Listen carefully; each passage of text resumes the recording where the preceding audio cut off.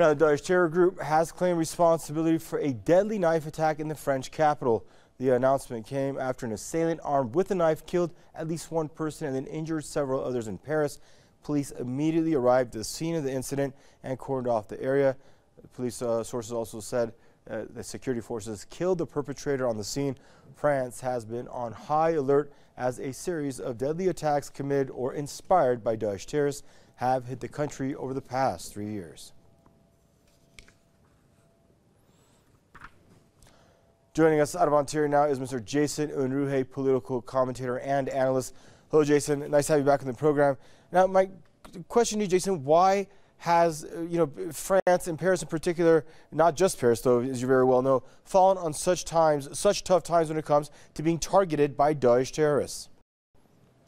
Well, I think it's very strange. I think a lot of it is very suspicious that all of a sudden France starts getting targeted right when Daesh is moving from Syria, where it's being defeated by a coalition of Russia, Syria, and Iran, and suddenly moving into Afghanistan, as many people are beginning to demand that the United States leave the region. And then all of a sudden, such a major ally of the United States gets attacked by Daesh. It almost kind of seems like it's planned to further not only a justification of continuing U.S. occupation of Afghanistan, but something to try to perhaps entice or justify France coming into the conflict as well, to at least boost the amount of forces inside the country.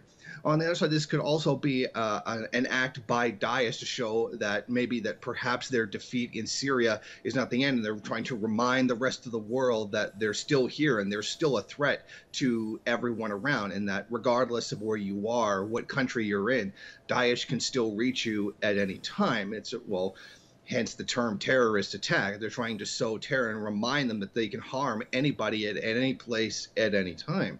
But I tend to think that this is perhaps politically motivated on the part of Daesh in order to send a message to the West that they're not yet defeated, that they are going to continue their reign of terror for as long as they can. I mean, they are now so far outside of what would have been the Islamic State that you would get the idea that they've somehow been defeated, and they're showing that they still have this power. And this still comes as recently it was reported that some Daesh forces were captured with Israeli weapons. I mean, the connections between Israel and ISIS, the Daesh forces are basically unquestionable at this point.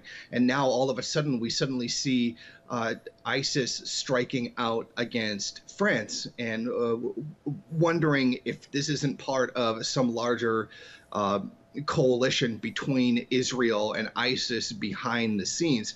But I think that this whole thing together is definitely at least a signal from ISIS that they have not yet been defeated. Thank you much for joining us, Mr. Jason Unruhe, out of Ontario, Canada, political commentator and analyst.